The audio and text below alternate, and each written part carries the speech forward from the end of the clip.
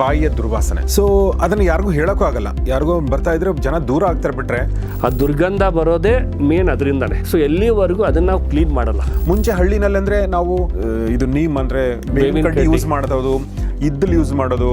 ನಮ್ಮ paste use ಮಾಡಿ ನಮ್ಮ ಪೇಸ್ಟ್ ಚೆನ್ನಾಗಿದೆ ಅಲ್ಲಿ ಗಟ್ಟಿ ಆಗುತ್ತೆ ಅಂತ ಹೇಳ್ಬಿಟ್ಟು ಅವರು ತಮ್ಮ ಮಾರ್ಕೆಟಿಂಗು ಸೇಲ್ ಮಾಡ್ತಾ ಬಂದರು. ಮಾಡ್ತಾ ಮಾಡ್ತಾ ಇವಾಗ ಇತ್ತೀಚಿನ ವರ್ಷದಲ್ಲಿ ಒಂದು 10 ವರ್ಷದಿಂದ ನೋಡ್ತೀರಾ, ಇವಾಗ ಅದೇ ಬ್ರ್ಯಾಂಡ್ಗಳು ಅವ್ರು ಹೇಳ್ತಾರೆ ನನ್ನ ಪೇಸ್ಟಲ್ಲಿ ಸಾಲ್ಟ್ ಇದೆ, ನನ್ನ ಪೇಸ್ಟಲ್ಲಿ ಬೇವಿನ ಕಡ್ಡಿ ಇದೆ, ನನ್ನ ಪೇಸ್ಟಲ್ಲಿ ಚಾರ್ಕೋಲ್ ಇದೆ. ಪ್ರತಿ ಸಲ ಊಟ ಆದ ಕೂಡಲೇ ಒಂದು ಎಲೆ ಸಂಚಿ ಒಳಗಿನ ತೆಗೆದು ನಮ್ಮ ಅಜ್ಜಿನೂ ಹಾಗೆ ಮಾಡ್ತಿದ್ರು. ತೆಗೆದು ಅದರಲ್ಲಿ ಸ್ವಲ್ಪ ಸುಣ್ಣ ಮತ್ತು ಕಾಚು ಹಾಕಿ ತಂಬಾಕಿನ ಗಿಡ ಇರ್ತಾರೆ, ತಂಬಾಕಿನ ಎಲೆ, ತಂಬಾಕಿನ ಗಿಡ, ಅದ್ರಲ್ಲಿ ಒಟ್ಟ ಹುಳ, ಅದಕ್ಕೆ ಹುಳ ಆಗೋದು ಬಹಳ ಬಹಳ ಅಪರೂಪ ಅಂತೆ, ಬಹಳ ಕಮ್ಮಿ ಅಂತೆ. ನಮ್ಮ ಒಂದು ಬ್ರಷಿಂಗ್ ಪ್ಯಾಟರ್ನ್ ರಾಂಗ್ ಪ್ಯಾಟರ್ನ್ ಇಂದ ಒಸಡುಗಳು ಮೇಲೆ ಹೋಗ್ತವೆ, ಕೆಳಗೆ ಹೋಗುತ್ತೆ, ಮೇಲೆ ಹೋಗುತ್ತೆ. ಫೌಂಡೇಶನ್ ಗಟ್ಟಿ ಇರಲ್ಲ ಅಂದ್ರೆ ಅಲ್ಲಿ ಸರಿ ಇರಲ್ಲ ಅಂತ ಎಷ್ಟೋ ಜನ ಅದ್ರ ಬಗ್ಗೆ ಗೊತ್ತಿರಲ್ಲ.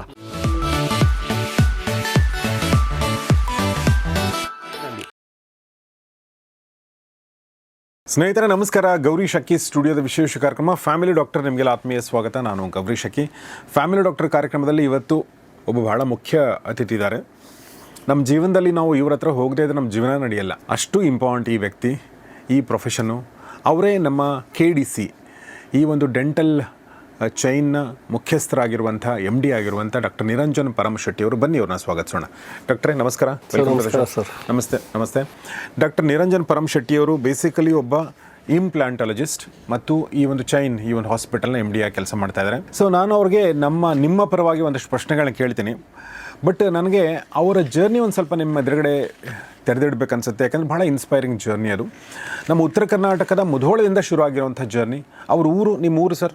ಸರ್ ನೇಟಿವ್ ಬಂದು ಗೋಕಾಕ್ನಲ್ಲಿ ಹುಟ್ಟಿ ಮುಧೋಳದಲ್ಲಿ ಬಂದು 97ನಲ್ಲಿ ಅವರು ತಮ್ಮ ಮೊದಲನೇ ಕ್ಲಿನಿಕ್ ಶುರು ಮಾಡ್ತಾರೆ. 1997ನಲ್ಲಿ ನಾನು ಜಸ್ಟ್ MA ಮುಗಿಸಿದ್ದೆ ಅವಾಗ. ಆಮೇಲೆ ಅವರು 2007ರಲ್ಲಿ ಹುಬ್ಳಿಗೆ ಬರ್ತಾರೆ, ತಮ್ಮ 2ನೇ ಕ್ಲಿನಿಕನ್ನು ಮಾಡ್ತಾರೆ. ಆಮೇಲೆ 2011ರಲ್ಲಿ ಬೆಂಗಳೂರಿಗೆ ಬರ್ತಾರೆ. ಇವತ್ತು ಸುಮಾರು 14 ಕ್ಲಿನಿಕ್ಗಳು ಅವ್ರದ್ದಿದೆ. ಅದರಲ್ಲಿ RR ನಗರದಲ್ಲಿದೆ, ಉತ್ತರಹಳ್ಳಿನಲ್ಲಿದೆ, ಗುಬ್ಲಾಳದಲ್ಲಿದೆ, ಬನಶಂಕರ್ನಲ್ಲಿದೆ, ಹುಬ್ಳಿನಲ್ಲಿದೆ, ಮುಧೋಳದಲ್ಲಿದೆ ಮತ್ತು ನೆಲಮಂಗಲದಲ್ಲಿದೆ, ಜೊತೆಗೆ ಅಥಣಿನಲ್ಲಿದೆ. ಇದೆಲ್ಲ KDC ಬ್ರ್ಯಾಂಡಲ್ಲಿ ನಡೀತಾ ಇದ್ರೆ, ಇನ್ನೂ ಅವ್ರದ್ದೊಂದು SYS ಅಂತ ಹೇಳಿ, ಅಂತಂದರೆ ಒಂದು ಚಾರಿಟೇಬಲ್ ಟ್ರಸ್ಟಿಂದ ಕೂಡ ಕೆಲವೊಂದು ಕ್ಲಿನಿಕ್ಗಳು ನಡೆಸ್ತಾರೆ. ಅವು ಎಲ್ಲಿದೆ ಅಂದರೆ ರಾಮನಗರದಲ್ಲಿದೆ, ಚನ್ನಪಟ್ಟಣದಲ್ಲಿದೆ, ಸುಂಕದಕಟ್ಟೆಯಲ್ಲಿದೆ ಮತ್ತು ನಾಯಂಡಹಳ್ಳಿನಲ್ಲಿದೆ. ಸೊ ಹೀಗೆ ಇವತ್ತು RR ನಗರದ KDCಗೆ ಹೋದರೆ ನಿಮಗೆ ಭಾಳ ಖುಷಿ ಆಗುತ್ತೆ. ಯಾಕಂದರೆ ಎಲ್ಲ ಫೆಸಿಲಿಟಿಗಳು ಇರುವಂಥ ಒಂದು ಡೆಂಟಲ್ ಹಾಸ್ಪಿಟಲ್ ನಿಮಗೆ ಗೊತ್ತಾಗುತ್ತೆ. ಸೊ ನಿಮಗೆಲ್ಲ ಎಲ್ಲ ಥರದ್ದು ಟ್ರೀಟ್ಮೆಂಟ್ ಅಲ್ಲಿ ಸಿಗುತ್ತೆ. ಬಟ್ ಅದಕ್ಕಿಂತ ಮುಖ್ಯವಾಗಿ ನಾನು ಹೋದಾಗ ನನಗೆ ಸಿಕ್ಕಿದ್ದು ಏನಂತಂದರೆ ಅಲ್ಲೊಂದು ಒಳ್ಳೆ ಊಟ, ಉತ್ತರ ಕರ್ನಾಟಕದ ರೊಟ್ಟಿ ಊಟ ಕೂಡ ಅವರು ಪೇಷಂಟ್ಸ್ಗೆ ಮತ್ತು ಅವರ ಕೇರ್ ಟೇಕರ್ಸ್ ಬರ್ತಾರಲ್ಲ ಅವರಿಗೆಲ್ಲ ಅವರು ಕೊಡ್ತಾರೆ. ಅದು ನನಗೆ ಭಾಳ ಇನ್ಸ್ಪೈರಿಂಗ್ ಅನ್ನಿಸ್ತು. ಡಾಕ್ಟ್ರೇ, ಗೌರಿ ಶಕ್ಕಿ ಸ್ಟುಡಿಯೋ ಎಲ್ಲ ಸ್ನೇಹಿತರ ಪರವಾಗಿ ನಿಮಗೆ ಮತ್ತೊಂದು ಸಲ ಸ್ವಾಗತ ಕೋರ್ತೀನಿ. ಸೊ ಹೇಗಿದ್ದೀರಿ? Fine sir, fine. Okay. So ನಿಮ್ಮ ಬಗ್ಗೆ ನಿಮ್ಮದೆಲ್ಲ ವಿಡಿಯೋ ತುಂಬ ನೋಡ್ತಾ ಇರ್ತೀನಿ. Very inspiring. ಯಾವುದಾದ್ರೂ ಒಂದು ಒಳ್ಳೆ ಅಂದರೆ ಥೀಮ್ ರಿಲೇಟೆಡ್, ಅನ್ವಾಂಟೆಡ್ ಎಲ್ಲ ಇರಲ್ಲ. ಅದು ನಿಮ್ಮ ನೋಡ್ತಾ ಇದ್ದರೆ ಏನೋ ಒಂದು ಈ ಪ್ರತಿ ಸಲ ವಿಡಿಯೋ ನೋಡಿದ್ರೆ ಏನೋ ಒಂದು ಹೊಸ್ತಾನ ಇರ್ತದೆ, ಏನೋ ಹೊಸದು ಕಲಿತಾ ಇರ್ತೀವಿ, ನೋಡ್ತಾ ಇರ್ತೀವಿ. ಕರೆಕ್ಟ್. ನಾವು ಅದೇ ನಮ್ಮ ಒಂದು ಉದ್ದೇಶ. ನಮ್ಮ ಕರ್ನಾಟಕದ ಜನರ ಜೀವನ ಮಟ್ಟವನ್ನು ಸುಧಾರಿಸುವ ನಿಟ್ಟಿನಲ್ಲಿ ನಾವೇನು ಮಾಡೋಕ್ಕಾಗುತ್ತೆ ಅದನ್ನು ನಾವು ಕೊಡ್ತಾ ಹೋಗ್ತೀವಿ. ಇನ್ನು ನಾನು ಡಾಕ್ಟರ್ ನಿರಂಜನ್ ಪರಮಶೆಟ್ಟಿ ಅವ್ರದ್ದು ಜರ್ನಿ ಯಾಕೆ ಇನ್ಸ್ಪೈರಿಂಗ್ ಅಂತ ಹೇಳಿದಂದರೆ, ಇಲ್ಲಿಗೆ ಅವರು ಸಮಾಧಾನ ಆಗಿಲ್ಲ, ಇಲ್ಲಿಗೆ ಆಯಿತು ಎಲ್ಲ ಆಯ್ತಲ್ಲ ಅಂತ ಅಂದಿಲ್ಲ. ಅವರು ಮತ್ತೆ ಪ್ಲ್ಯಾನ್ ಮಾಡಿದ್ದಾರೆ. ಈಗ ಬಹುಶಃ ಜಗತ್ತಿನೆಲ್ಲ ಅತ್ಯಂತ ದೊಡ್ಡ ಹಾಸ್ಪಿಟಲ್ಗಳು, ಒನ್ ಆಫ್ ದ ಬಿಗ್ಗೆಸ್ಟ್ ಹಾಸ್ಪಿಟಲ್ನ ಅವರು RR ನಗರದಲ್ಲೇ ಮಾಡ್ತಾಯಿದ್ದಾರೆ. ಅದರ 100 ಚೇರ್ ಒಂದು ಹಾಸ್ಪಿಟಲು, ಅದರ ಒಂದು ಎಕ್ಸ್ಪ್ಯಾನ್ಷನ್ ಪ್ಲ್ಯಾನ್ ಕೂಡ ನಡೀತಾ ಇದೆ. ಮತ್ತು ಈ ಎಕ್ಸ್ಪ್ಯಾನ್ಷನ್ ಪ್ಲ್ಯಾನ್ ಮತ್ತು ಈ ಒಂದು ಸೇವೆ ಕೇವಲ ಕರ್ನಾಟಕಕ್ಕೆ, ಬೆಂಗಳೂರಿಗೆ ಸೀಮಿತ ಆಗದೆ ಬೇರೆ ರಾಜ್ಯಗಳಿಗೂ ಇದನ್ನು ವಿಸ್ತರಿಸಬೇಕು ಅನ್ನೋ ಒಂದು ಪ್ಲ್ಯಾನ್ ಕೂಡ ಇದೆ. ಹೀಗಾಗಿ ಅದರ ನಿಟ್ಟಿನಲ್ಲಿ ಅದರ ಕೆಲಸಗಳು ನಡೀತಾ ಇದೆ. ಆ ಎಕ್ಸ್ಪ್ಯಾನ್ಷನ್ಗೆ ಪ್ರಾಯಶಃ ಅವರು ಇನ್ವೆಸ್ಟ್ಮೆಂಟ್ ಕೂಡ ನೋಡ್ತಾ ಇದ್ದಾರೆ ಅನಿಸುತ್ತೆ. ಕರೆಕ್ಟಾ ಡಾಕ್ಟರ್? ಹೌದು ಸರ್. ಎಸ್. ಸೊ ಹಾಗೆ ಮೊದಲನೇದಾಗಿ ನಾನು ಏನು ಪ್ರಶ್ನೆ ಕೇಳಬೇಕು ಅಂದ್ಕೊಂಡೆಂದರೆ, ನಮ್ಮ ಡಾಕ್ಟರ್ ಎದುರುಗಡೆ ಕೂಡ ಹಲ್ಲುಗಳೇ ಇವೆ. ಈ ಹಲ್ಲುಗಳು ಯಾಕೆ ಇಂಪಾರ್ಟೆಂಟ್? ಓಕೆ ನೋಡಿ, ಬಹುಶಃ ಅದು ಇಲ್ಲದೇ ಇದ್ರೆ ಗೊತ್ತಾಗುತ್ತೆ ನಮಗೆ, ಇರೋದ್ರಿಂದ ನಮ್ಗೆ ಅದ್ರ ಇಂಪಾರ್ಟೆನ್ಸ್ ಗೊತ್ತಿಲ್ಲ ಅಲ್ವಾ ಸರ್? ಸೊ ಹೀಗಾಗಿ ಬಟ್ ಇಲ್ಲದೇ ಇರೋ ಸ್ಥಿತಿ ಕೂಡ ಡಾಕ್ಟ್ರಿಗೆ ಗೊತ್ತಿರುತ್ತೆ, ಡೆಂಟಿಸ್ಟ್ಗೆ ಗೊತ್ತಿರುತ್ತೆ. ಹೀಗಾಗಿ ಅವ್ರಿಗೆ ಕೇಳ್ತಾ ಇದ್ದೀನಿ, why teeths are important sir? Sir, ಹಳೆ ಕಾಲದಲ್ಲಿ ಯಾರೋ ಒಂದು ಗಾದೆ ತುಂಬ ಚೆನ್ನಾಗಿ ಬರೆದಿದ್ದಾರೆ, ಅಲ್ಲಿದ್ದ ಕಡಲೆ ಇಲ್ಲ, ಕಡಲೆ ಇದ್ದಾಗ ಅಲ್ಲಿಲ್ಲ ಅಂತ.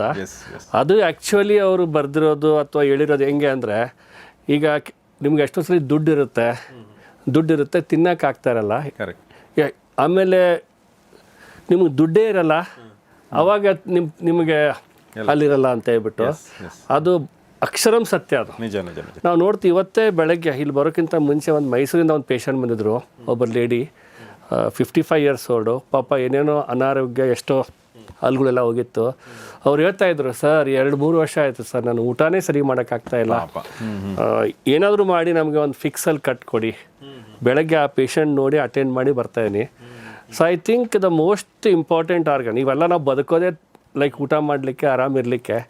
ಸೊ ಅಲ್ಲಿಲ್ಲ ಅಂದರೆ ಒಂದು ಊಟ ಮಾಡೋಕ್ಕೆ ಚೆನ್ನಾಗಿ ಬರಲ್ಲ, ಫಸ್ಟ್ ಥಿಂಗು. ಸೆಕೆಂಡ್ ನೋಡೋಕ್ಕೆ ಚೆನ್ನಾಗಿ ಕಾಣಲ್ಲ. ಈಗ ಅಲ್ಲಿ ಮುರಿದೋಗಿದ್ರು ಚೆನ್ನಾಗಿ ಕಾಣಲ್ಲ, ಅಷ್ಟು ಅಲ್ಲಿಲ್ಲದೆ ನಿಮಗೆ ಚೆನ್ನಾಗಿ ಕಾಣಲ್ಲ. ಎಕ್ಸಾಕ್ಟ್ಲಿ.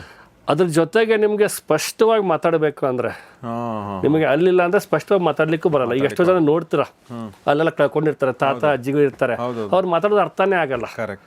ಅದ್ರ ಜೊತೆಗೆ ನಿಮಗೆ ಅಲ್ಲಿದ್ರೇ ನೀವು ಒಂಥರ ಕಾನ್ಫಿಡೆಂಟ್ ಆಗಿರ್ತೀರ. ನೀವು ಲೈಫಲ್ಲಿ ಒಂದು ಮುಂದೆ ಬರಬೇಕು, ಕಾನ್ಫಿಡೆನ್ಸ್ ಆಗಿರಬೇಕು ಅಂದರೆ ಚೆನ್ನಾಗಿರೋದು ನಿಮ್ಮ ನ್ಯಾಚುರಲ್ ಆಗಿರೋಂಥ ಅಲ್ಲಿರಬೇಕು. ಎಕ್ಸಾಕ್ಟ್ಲಿ. ಭಾಳ ಚೆನ್ನಾಗಿ ಹೇಳಿದ್ರಿ. ನೋಡಿ, ಇಂಟರ್ನೆಟ್ಟಲ್ಲಿ ಒಂದು ಫೋಟೋ ಇದೆ, ಈ ನಮ್ಮ ಬಾಲಿವುಡ್ನ ಹೀರೋಯಿನ್ಗಳೆಲ್ಲ ಹಲ್ಲಿರದಿದ್ರೆ ಹೆಂಗೆ ಕಾಣ್ತಿದ್ರು ಅಂತ ಹೇಳಿ ಒಂದು ಫೋಟೋ ಇದೆ, ಅದು ನೋಡಿ ಒಂದ್ಸಲ. ನೋಡಿ, ತುಂಬ ದಿನದ ಹಿಂದೆ ಬಂದಿತ್ತು ಈ ಫೋಟೋ.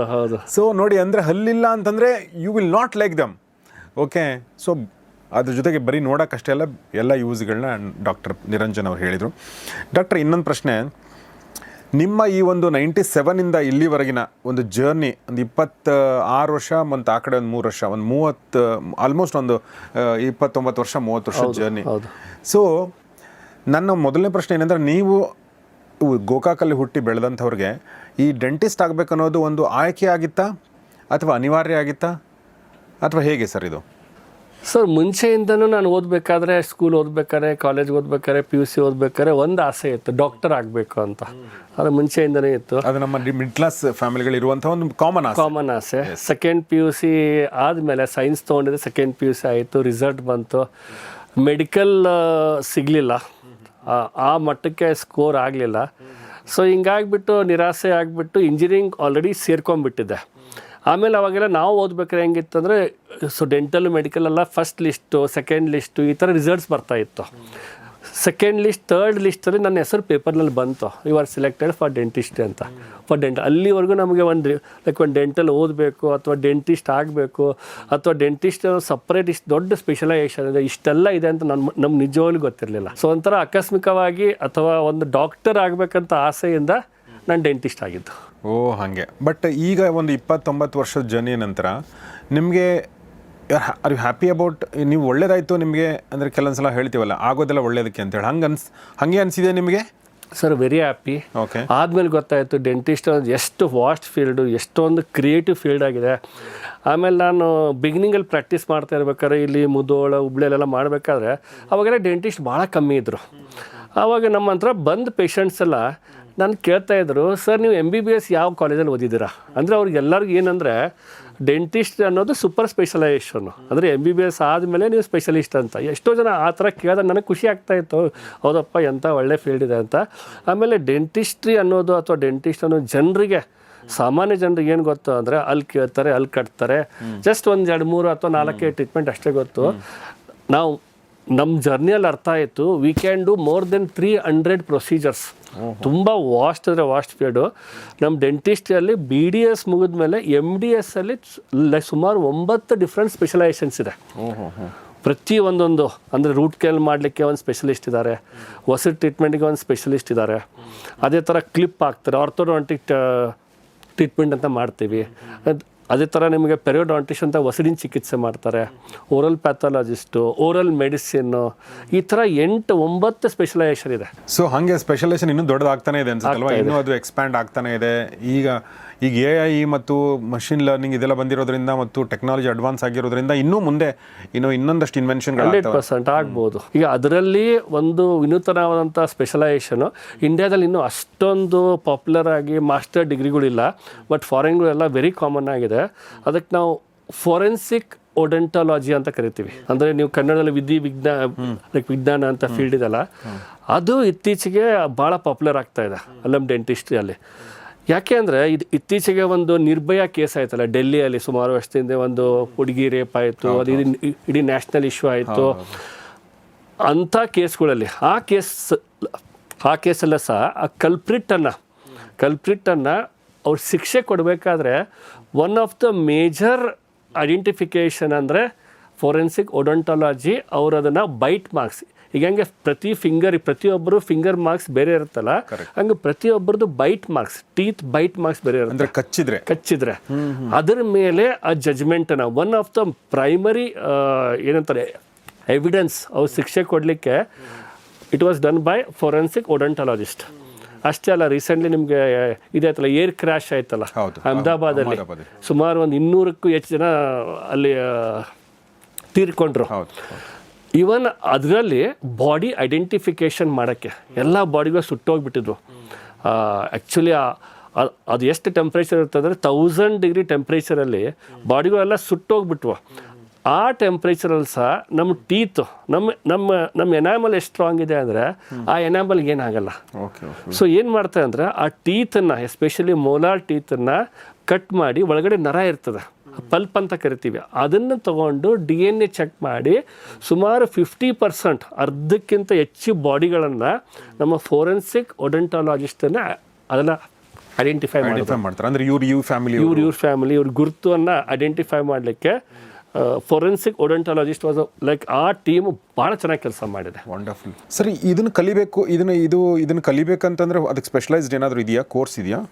ಅದು MDS ಆದಮೇಲೆ ಆ್ಯಕ್ಚುಲಿ ಅದಕ್ಕೆ ಮಾಸ್ಟರ್ ಡಿಗ್ರಿ ಅಂತ ಇಂಡಿಯಾದಲ್ಲಿ ಎಲ್ಲೂ ಇನ್ನೂವರೆಗೂ ಅಷ್ಟು ಪಾಪ್ಯುಲರ್ ರೆಕಗ್ನೈಸ್ ಆಗಿಲ್ಲ. ಬೇರೆ ಫಾರಿನ್ ಕಂಟ್ರೀಸಲ್ಲಿ, ಫಾರಿನ್ ಯೂನಿವರ್ಸಿಟೀಸಲ್ಲಿ ಸಪ್ರೇಟಾಗಿ ಕೋರ್ಸ್ ಇದೆ. ಬಟ್ ಸುಮಾರು ಜನ ಅಲ್ಲಿ ಕಲಿತು ಇಲ್ಲಿ ಇಂಡಿಯಾದಲ್ಲಿ ಬಂದು ಸುಮಾರು ಕಾಲೇಜ್ಗಳಲ್ಲೆಲ್ಲ ಇವಾಗ ಸೆಟ್ಲ್ ಆಗಿದ್ದಾರೆ. ಇವಾಗ ಅದೊಂದು ಪಾಪ್ಯುಲರು. ಆಮೇಲೆ ಇನ್ನೊಂದೇ ಕ್ರೈಮ್ಗಳು, ಈಗ ಆ್ಯಕ್ಚುಲಿ ಪೊಲೀಸರಿಗೆ ಎಷ್ಟೋ ಸಲ ಎವಿಡೆನ್ಸ್ ಪ್ರೂವ್ ಮಾಡಲಿಕ್ಕೆ ಇದು ಇನ್ ಕಮ್ಮಿಂಗ್ ಡೇಸಲ್ಲಿ I think it is upcoming field ಅಂತ ಹೇಳ್ಬೋದು.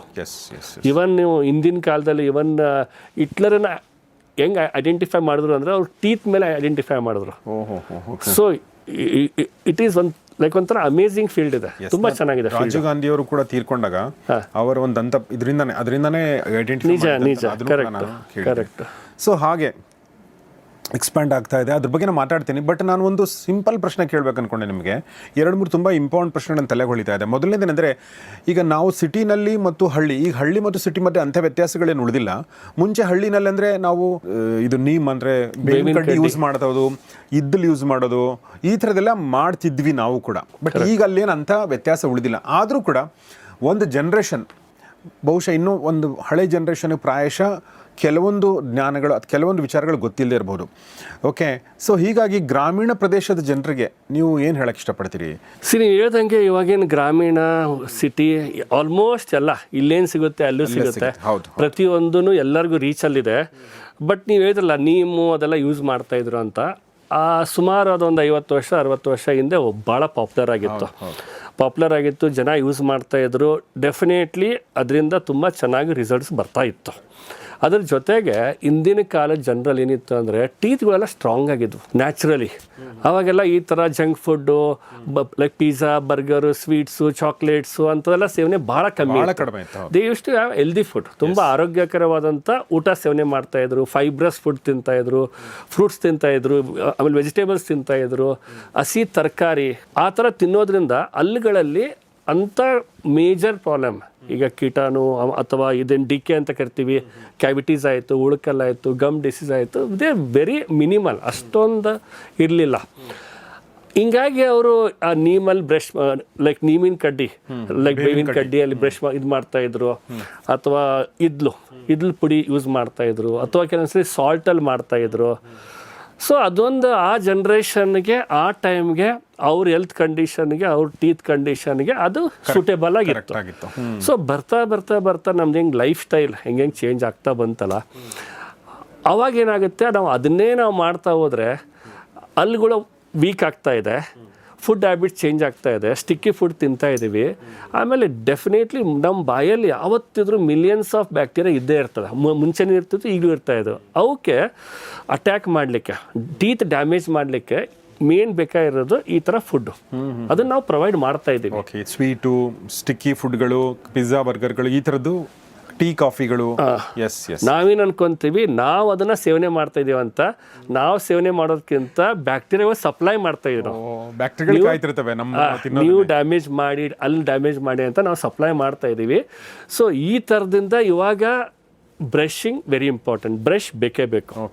ಓಕೆ, ಆದರೆ ಒಂದು ನಿಮಗೆ ಇಂಪಾರ್ಟೆಂಟ್ ಏನು ಹೇಳ್ತೀನಿ ಅಂದರೆ, ಈಗ ಮೊದಲು ನಮ್ಮಲ್ಲಿ ಬ್ರಷು ಟೂತ್ಪೇಸ್ಟ್ ಎಲ್ಲ ಇರಲಿಲ್ಲ. ಹಳೆ ಕಾಲದಲ್ಲಿ ಇಂಡಿಯಾದಲ್ಲಿ ಇರಲಿಲ್ಲ. ಫಾರಿನಿಂದ ಮೊದಲು ಬಂತು ಕೋಲ್ಗೇಟು, ಅದು ಪೆಪ್ಸೋಡೆಂಟು ಎಲ್ಲ ತೊಗೊಂಡು ಬಂದರು. ಸೊ ಆ ಟೈಮಲ್ಲಿ ನಾವು ಚಿಕ್ಕವರಿದ್ದಾಗ ನೋಡ್ತಾ ಇದ್ವಿ ಅಡ್ವರ್ಟೈಸ್ಮೆಂಟ್ಸ್ ಎಲ್ಲ. ಅವ್ರು ಏನು ಮಾಡ್ತಾಯಿದ್ರು ಅಂದರೆ, ಇದ್ಲು ಪುಡಿ ಯೂಸ್ ಮಾಡಬೇಡಿ, ಬೇವಿನ ಕಡ್ಡಿ ಯೂಸ್ ಮಾಡಬೇಡಿ, ಸಾಲ್ಟ್ ಯೂಸ್ ಮಾಡಬೇಡಿ, ನಮ್ಮ ಪೇಸ್ಟ್ ಯೂಸ್ ಮಾಡಿ, ನಮ್ಮ ಪೇಸ್ಟ್ ಚೆನ್ನಾಗಿದೆ, ಅಲ್ಲಿ ಗಟ್ಟಿ ಆಗುತ್ತೆ ಅಂತ ಹೇಳ್ಬಿಟ್ಟು ಅವರು ತಮ್ಮ ಮಾರ್ಕೆಟಿಂಗು ಸೇಲ್ ಮಾಡ್ತಾ ಬಂದರು. ಮಾಡ್ತಾ ಇವಾಗ ಇತ್ತೀಚಿನ ವರ್ಷದಲ್ಲಿ ಒಂದು 10 ವರ್ಷದಿಂದ ನೋಡ್ತೀರಾ, ಇವಾಗ ಅದೇ ಬ್ರ್ಯಾಂಡ್ಗಳು ಅವ್ರು ಹೇಳ್ತಾರೆ, ನನ್ನ ಪೇಸ್ಟಲ್ಲಿ ಸಾಲ್ಟ್ ಇದೆ, ನನ್ನ ಪೇಸ್ಟಲ್ಲಿ ಬೇವಿನ ಕಡ್ಡಿ ಇದೆ, ನನ್ನ ಪೇಸ್ಟಲ್ಲಿ ಚಾರ್ಕೋಲ್ ಇದೆ. ಕರೆಕ್ಟ್. ಯಾವುದನ್ನ ಅವರು ಬೇಡ ಅಂತ ಪ್ರಮೋಟ್ ಮಾಡಿ ತಮ್ಮದನ್ನ ತೊಗೊಂಬಂದ್ರು, ಇವಾಗ ಅದನ್ನೇ ಮತ್ತೆ ಆ್ಯಡ್ ಮಾಡ್ತಾರೆ. ಅಂದರೆ ನಮ್ಮ ಇಂಡಿಯನ್ ಯಾವುದೇ ಇರಲಿ, ಆಯುರ್ವೇದ ಇರಲಿ, ನಮ್ಮ ಹಳೆ ಕಲ್ಚರ್ ಇರಲಿ, ಎವ್ರಿಥಿಂಗ್ ಇಸ್ ಪ್ರೂವನ್ ಸೈನ್ಸ್. ಭಾಳ ಚೆನ್ನಾಗಿದೆ. ನಿಮ್ಮ ಟೂತ್ಪೇಸ್ಟ್ನಲ್ಲಿ ಉಪ್ಪು ಇದೆಯೇ ಅಂತ ಬರುತ್ತೆ ಅಡ್ವರ್ಟೈಸ್ಮೆಂಟ್. ಸೊ ಈಗ ನೀವೇನು ಹೇಳಕ್ಕೆ ಫೈನಲ್ ಆಗಿ ಏನು ಹೇಳಕ್ಕೆ ಹೊರಟ್ರಿ ಜನರಿಗೆ, ಅಲ್ಲಿನ ಹಳ್ಳಿ ಜನರಿಗೆ? ಈಗ ಏನಿದೆ ಅಂದರೆ, ಅವರು ಈಗ ಮೊದಲಿನ ಥರ ಆ ಥರ ಯೂಸ್ ಮಾಡ್ಲಿಕ್ಕೆ ಬರಲ್ಲ. ಬ್ರಷ್ ಮಾತ್ರ ವೆರಿ ಇಂಪಾರ್ಟೆಂಟ್. ನೀವು ಬ್ರಷಿನ ಜೊತೆ ನೀವು ಏನಾದ್ರು ಯೂಸ್ ಮಾಡಿ, ಚಾರ್ಕೋಲ್ ಪುಡಿ ಯೂಸ್ ಮಾಡ್ತೀರಾ ಮಾಡಿ, ಓಕೆ, ಬ್ರಷ್ ಮಾಡಿ ನೀವು ಯೂಸ್ ಮಾಡ್ತೀರಾ ಮಾಡಿ, ಬಟ್ ಕಂಪಲ್ಸರಿ ಬ್ರಷ್ ಮಾತ್ರ ಬೇಕೇ ಬೇಕು. ಇಲ್ಲಿ ನಾನು ಒಂದು ಪ್ರಶ್ನೆ ಕೇಳಬೇಕು ಅನ್ಕೊಂಡೆ. ನಮ್ಮ ಹಳ್ಳಿ ಜನ ನಾವೇ, ಮತ್ತು ನಾವು ಬೇರೆ ಅನ್ಕೋಬೇಡಿ, ಓಕೆ. ನಮಗೆ ಒಂದು ಅಲ್ಲಿ ಹ್ಯಾಬಿಟ್ ಇದ್ದದ್ದು ಏನಂದರೆ, ಮುಂಚೆ ಈಗಲೂ ತುಂಬ ನಾವು ಪಾನ್ ಹಾಕೋದು, ಎಲೆ ತಿನ್ನೋದು. ಪ್ರತಿ ಸಲ ಊಟ ಆದ ಕೂಡಲೇ ಒಂದು ಎಲೆ ಸಂಚಿ ಒಳಗಿನ ತೆಗೆದು, ನಮ್ಮ ಅಜ್ಜಿನೂ ಹಾಗೆ ಮಾಡ್ತಿದ್ರು, ತೆಗೆದು ಅದರಲ್ಲಿ ಸ್ವಲ್ಪ ಸುಣ್ಣ ಮತ್ತು ಕಾಚು ಹಾಕಿ ತಿನ್ನೋದು. ಮತ್ತು ಅವ್ರು ಹಲ್ಲು ನೋವಿಂದ ಬಳಲಿದ್ದಂತೂ ನಾನು ನೋಡಿಲ್ಲ. ಸೊ ಹೀಗಾಗಿ ಭಾಳ ಜನರ ನಂಬಿಕೆ ಏನಂದರೆ, ಈ ಒಂದು ಪಾನ್ ತಿನ್ನೋದ್ರಿಂದ, ಕಾಚು ಹಾಕೋದ್ರಿಂದ, ಕಾಚಿಗೆ ಏನು ಇಂಗ್ಲೀಷಲ್ಲಿ ಅಂತ ಗೊತ್ತಿಲ್ಲ ನನಗೆ, ಅದನ್ನು ಹಾಕೋದ್ರಿಂದ ಕೆಲವರು ತಂಬಾಕು ಕೂಡ ತಿಂತಾರೆ. ಸೊ ಇದು ಹಲ್ಲಿನ ಆರೋಗ್ಯಕ್ಕೆ ಒಳ್ಳೆಯದು ಅನ್ನೋದು ಕೆಲವರ ಭಾವನೆ. ಈ ಬಗ್ಗೆ ಏನಾದರೂ ಹೇಳಕ್ಕೆ ಇಷ್ಟಪಡ್ತೀರಾ? ಎಲೆ ಒಂದು ಲೆಕ್ಕದಲ್ಲಿ ಚೆನ್ನಾಗಿರುತ್ತೆ, ಡೈಜೆಷನ್ಗೆ ಒಂಥರ ಹೆಲ್ಪ್ ಆಗುತ್ತೆ. ಸುಣ್ಣ ಅದರಲ್ಲಿ ಕ್ಯಾಲ್ಸಿಯಂ ಇರುತ್ತೆ, ಅದು ಸ್ವಲ್ಪ ಪ್ರಮಾಣದಲ್ಲಿ ಅದು ನಮಗೆ ಒಳ್ಳೆಯದು. ಇವೆಲ್ಲರ ಜೊತೆ ಅದೇನು ತಂಬಾಕು ಅಂತ ಬಂದಿದೆ ಅಲ್ಲ, ದ ಮೋಸ್ಟ್ ಡೇಂಜರಸ್ ಅಂದರೆ ತಂಬಾಕು. ಸೊ ತಂಬಾಕು, ನಾನು ಇತ್ತೀಚೆಗೆ ಕೆಲವೊಂದು ನಮ್ಮ ಫ್ರೆಂಡ್ಸ್ ಜೊತೆ, ಹಳ್ಳಿಗಳಲ್ಲಿ ರೈತರ ಜೊತೆ ನಾನು ನಮ್ಮ ಫ್ರೆಂಡ್ ಸರ್ಕಲ್ ಡಿಸ್ಕಸ್ ಮಾಡಬೇಕಾದ್ರೆ ಒಂದು ಭಾಳ ಇಂಟ್ರೆಸ್ಟಿಂಗ್ ಫ್ಯಾಕ್ಟ್ ಗೊತ್ತಾಯಿತು. ಏನು ಅಂದರೆ, ಈಗ ಪ್ರತಿಯೊಂದು ಗಿಡ ಮರ ಅಥವಾ ಅವ್ರೇನು ಅಗ್ರಿಕಲ್ಚರ್ ಮಾಡ್ತಾರೆ, ಹುಳ ಆಗೋದು ವೆರಿ ಕಾಮನ್, ಓಕೆ. ಆದರೆ ತಂಬಾಕಿನ ಗಿಡ ಇರ್ತಾರೆ, ತಂಬಾಕಿನ ಎಲೆ, ತಂಬಾಕಿನ ಗಿಡ, ಅದಕ್ಕೆ ಹುಳ ಆಗೋದು ಭಾಳ ಭಾಳ ಅಪರೂಪ ಅಂತೆ, ಭಾಳ ಕಮ್ಮಿ ಅಂತೆ. ಯಾಕೆಂದರೆ ಆ ಹುಳ ಸಹ ತಂಬಾಕೆಲ್ಲ ಇಷ್ಟಪಡಲ್ಲ. ಅದನ್ನು ಇಷ್ಟಪಡೋದು ಓನ್ಲಿ ಹ್ಯೂಮನ್ ಬೀಯಿಂಗ್ಸ್, ಮನುಷ್ಯರು ಮಾತ್ರ ಲೈಕ್ ಅದಂತೆ ಹುಳ ತಿನ್ನಲಾರ್ದಂಥದ್ದು ನಮ್ಮ ಜನ ತಿಂತಾರೆ. ಅದು ನಮಗೆ ಬೇಜಾರು ಏನಾಗುತ್ತೆ ಅಂದರೆ, ಇಲ್ಲಿ ಬೆಂಗಳೂರು ಸೈಡ್ ಜನ ಕಮ್ಮಿ, ಇಲ್ಲೆಲ್ಲ ಒಂಥರ ಸ್ಮೋಕಿಂಗ್ ಟೊಬ್ಯಾಕೋ ಜಾಸ್ತಿ. ನಮ್ಮ ಉತ್ತರ ಕರ್ನಾಟಕಕ್ಕೆ ಹೋದ್ರಿ ಅಂದರೆ ಅಲ್ಲಿ ಆಲ್ಮೋಸ್ಟ್ ಈಗಿನ ಜನ್ರೇಷನ್ನು ಅಥವಾ ಎಸ್ಪೆಷಲಿ ಡ್ರೈವರ್ಸು ಅಥವಾ ಲೇಬರ್ಸ್ ಆಗಲಿ, ಇವನ್ ಎಜುಕೇಟೆಡ್ ಪೀಪಲ್ಲು ಎಲ್ಲರೂ ಮ್ಯಾಕ್ಸಿಮಮ್ ಜನ ನೋಡ್ತೀವಿ ಬಾಯಲ್ಲಿ ತಂಬಾಕು ಹಾಕ್ತಾರೆ, ಗುಟ್ಕಾ ಹಾಕ್ತಾರೆ. ಆಮೇಲಿಂದ ಎಲ್ಲ ಬಿಲ್ಡಿಂಗ್ಗಳು, ಎಲ್ಲ ಮೂಲೆಗಳು, ಎಲ್ಲ ಆಫೀಸು, ಹಾಸ್ಪಿಟ್ಲ್ ಎಲ್ಲಿ ನೋಡ್ತಾವೆ ಬರೀ ಗಲೀಜು. ಆಮೇಲೆ ಅದನ್ನು ನನಗೂ ಅರ್ಥ ಆಗಲಿಲ್ಲ. ನಾನೊಂದು 20-25 ವರ್ಷದ ಕೆಳಗೆ ನನ್ನ ಕ್ಲೋಸ್ ಫ್ರೆಂಡ್ ಒಬ್ಬ, ಅವನು ಕಲ್ತ್ಬಿಟ್ಟ, ಸ್ಕೂಲ್ ಕಾಲೇಜ್ ಕಲ್ತ. ಅವನು ಹಾಕೋದು ನೋಡಿ ನನಗೂ ಬೇಜಾರಾಗ್ತಾಯಿತ್ತು. ಬಿಡು, ನಾನು ಡೆಂಟಿಸ್ಟ್ ಆಗಿದ್ದೆ ಅಷ್ಟರಲ್ಲಿ, ಬಿಡಪ್ಪ ಬೇಡ, ಒಳ್ಳೇದಲ್ಲ, ಅದಾಗಲಿ ಎಷ್ಟು ಹೇಳಿದ್ರು ಕೇಳ್ತಾ ಇರಲಿಲ್ಲ. ಕಡೆಗೆ ನಾನು ಒಂದ್ಸಲಿ ಅವನಿಗೆ ಸೆಂಟಿಮೆಂಟಲ್ ಬ್ಲ್ಯಾಕ್ ಮೇಲ್ ಮಾಡಬೇಕಂತ, ನೀನು ತಿನ್ನೋದು ಬಿಡುತ್ತೆ ಅಥವಾ ನಾನು ಹಾಕ್ಕೊತೀನಿ ಅಂತ ಹೇಳ್ಬಿಟ್ಟು ಅವನ ಹತ್ರ ಇಸ್ಕೊಂಡು ನನ್ನ ಪ್ಯಾಕೆಟನ್ನು ಒಂದಿಷ್ಟನ್ನು ನಾನು ಬಾಯಿಗೆ ಹಾಕ್ಕೊಂಡೆ. ಬಾಯಿಗೆ ಹಾಕ್ಕೊಳ್ತೀನಿ, ನೋಡ್ತೀನಿ, ತಲೆ ತಿರುಗ್ತಾ ಇದೆ. ಒಂದು 10 ನಿಮಿಷ ಅಲ್ಲೇ ಕುತ್ಕೊಂಡ್ಬಿಟ್ಟೆ. ಅಂದರೆ ಅದರಲ್ಲಿ ಏನಿದೆ ಅನ್ನೋದು ನನಗೆ ಇವನ್ ಅಂಥ ವಸ್ತುನ ಐ ಡೋಂಟ್ ನೋ ಯಾಕೆ ಈ ಸರ್ಕಾರದವರು ಯಾಕೆ ಇದನ್ನು ಬ್ಯಾನ್ ಮಾಡ್ತಾ ಇಲ್ಲ. ಕೆಲವೊಂದು ಸ್ಟೇಟ್ ಮಾಡಿದ್ದಾರೆ, ಕೆಲವೊಂದು ಸ್ಟೇಟಲ್ಲಿ ಇಂಡೈರೆಕ್ಟ್ಲಿ ಈಗ 1 ಪ್ಯಾಕೆಟ್ ಬದಲು 2 ಪ್ಯಾಕೆಟ್ ತೊಗೊಂಡು ಮಿಕ್ಸ್ ಮಾಡ್ತಾರೆ. ಸೊ ಈ ತಂಬಾಕಿನಿಂದ ನಾನು ಪ್ರತಿ ವರ್ಷ ನಮ್ಮ ಇಂಡಿಯಾದಲ್ಲಿ 13 ಲಕ್ಷ ಜನ ಸಾಯ್ತಾರೆ ತಂಬಾಕು ಸೇವನೆಯಿಂದ. Okay okay. ಇಷ್ಟೆಲ್ಲ ಡೇಂಜರಸ್ ಐಟಮನ್ನು ಯಾಕಾದರೂ ನಮ್ಮ ಗೌರ್ಮೆಂಟ್ ಅದನ್ನು ಬ್ಯಾನ್ ಮಾಡ್ತಾ ಇಲ್ಲ. ಒಂದು. ಎರಡನೇದೇನೆಂದರೆ ನನಗೆ ಇನ್ನೂ ಒಂದು ತುಂಬ ಅಸಹ್ಯ ಅನಿಸುತ್ತೆ ಅಂದರೆ ನಮ್ಮ ಸೆಲೆಬ್ರಿಟೀಸ್, ಸೋ ಕಾಲ್ಡ್ ಸೆಲೆಬ್ರಿಟೀಸ್ ಅಂತ ಕರಿತೀವಿ, ಅವ್ರುಗಳು ಸಹ ಇದರಲ್ಲಿ ಬಂದು ಅದನ್ನು ಪ್ರಮೋಟ್ ಮಾಡ್ತಾರೆ. ಹೆಂಗೆ ಮಾಡ್ತಾರೆ ಅಂದರೆ ನನಗೆ ಅದನ್ನ ಆ್ಯಡ್ ನೋಡ್ರೆ ಒಂಥರ ನಗು ಬರುತ್ತೆ. ಸುಗಂಧಿತವಾದಂಥ, ಅದು ಎಲ್ಲಿ ಸುಗಂಧ, ಎಷ್ಟು ಗಬ್ಬು ನಾತ ಅಂದರೆ ಆ ಟಾಯ್ಲೆಟ್ ವಾಸನೆಗಿಂತ ಅಷ್ಟು ಕೆಟ್ಟದ ವಾಸನೆ ಇರ್ತದೆ. ಅದನ್ನು ಅವರು ಏನೇನೋ ಮಾಡಿ ಪ್ರಮೋಟ್ ಮಾಡಿ ದುಡ್ಡಿನ ಇದನ್ನ ಆಸೆಗೋಸ್ಕರ ಐ ರಿಯಲಿ ಡೋಂಟ್ ಅಂಡರ್ಸ್ಟ್ಯಾಂಡ್. ಇವರೆಲ್ಲ ಸೆಲೆಬ್ರಿಟೀಸಾ, ಹೀರೋಗಳ ಅಥವಾ ವಿಲನ್ಗಳ, ಯಾಕೆ ಯಂಗರ್ ಜನ್ರೇಷನ್ ಅವ್ರು ನೋಡಿ ಲಕ್ಷಾಂತರ ಜನ ಅದನ್ನು ಫಾಲೋ ಮಾಡ್ತಾರೆ, ಗೊತ್ತು ಅವ್ರಿಗೆ, ಸ್ವಲ್ಪ ದುಡ್ಡಿನ ಆಸೆಗೋಸ್ಕರ. ಐ ಡೋಂಟ್ ನೋ ಇಷ್ಟು ಕೀಳು ಮಟ್ಟಕ್ಕೆ ಇವರೆಲ್ಲ ಸೆಲೆಬ್ರಿಟಿ ಹೋಗ್ತಾರೆ ಅಂದರೆ ನನಗೆ ಒಂಥರ ವಿಚಿತ್ರ ಅನಿಸುತ್ತೆ.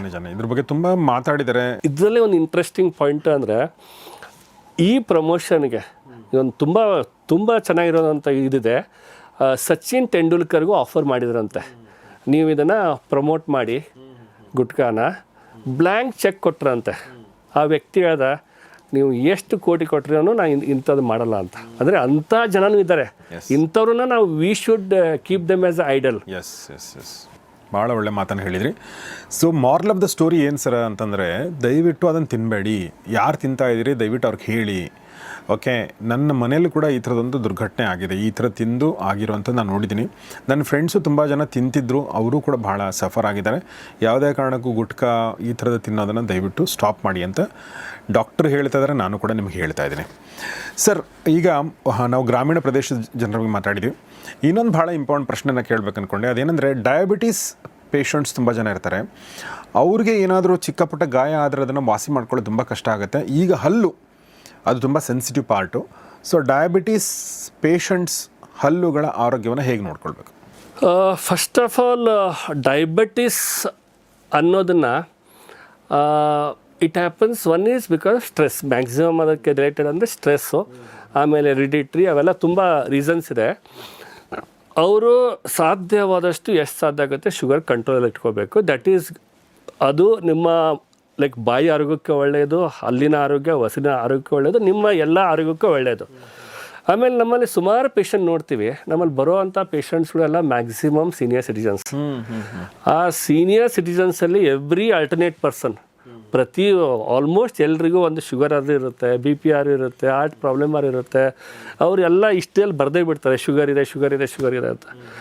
ನಾವು ನಮ್ಮ ಇದರಲ್ಲಿ ನೋಡಿದ್ದೇವಲ್ಲ ಕರಿಯರಲ್ಲಿ, ಅಂಥ ಪೇಷಂಟ್ಗಳಿಗೆ, ಎಷ್ಟೋ ಪೇಷಂಟ್ಸ್ಗೆ ನಾವು ಟ್ರೀಟ್ಮೆಂಟ್ ಮಾಡಾದಮೇಲೆ ಶುಗರ್ ಆಟೋಮೆಟಿಕ್ಲಿ ಕಂಟ್ರೋಲ್ ಆಗಿದೆ ಅಥವಾ ನಾರ್ಮಲೈಸ್ ಆಗಿದೆ. ಯಾಕೆಂದರೆ ಒಂದು, ನಿಮ್ಮದು ಡೈಜೆಷನ್ ಚೆನ್ನಾಗಿದ್ದರೆ, ನಿಮ್ಮದೆಲ್ಲ ಅಲ್ಲಿ ಚೆನ್ನಾಗಿದ್ದರೆ ಡೈಜೆಷನ್ ಕರೆಕ್ಟ್ ಆಗುತ್ತೆ. ಡೈಜೆಷನ್ ಕರೆಕ್ಟ್ ಆದರೆ ನಿಮ್ಮ ಶುಗರ್ ಲೆವೆಲ್ ಕಂಟ್ರೋಲ್ ಬರುತ್ತೆ.